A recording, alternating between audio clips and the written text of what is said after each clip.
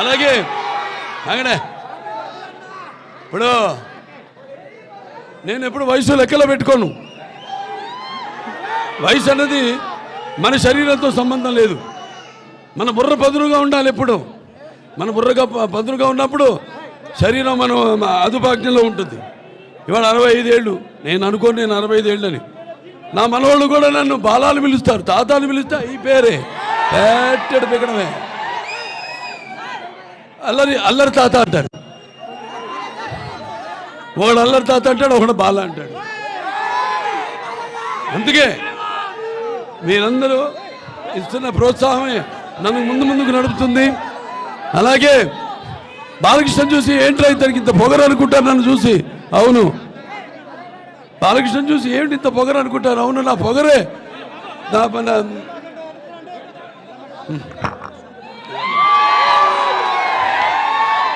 ఏంటి బాలకృష్ణతో పొగరు అనుకుంటారు నన్ను చూసి. అవును, నన్ను చూసుకునే నాకు బదులైన పొగరు అంటా నేను.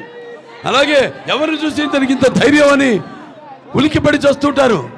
నా వ్యక్తిత్వమే ఒక విప్లవమై అడుగడుగులా చూపిస్తాను అని నేనంటాను.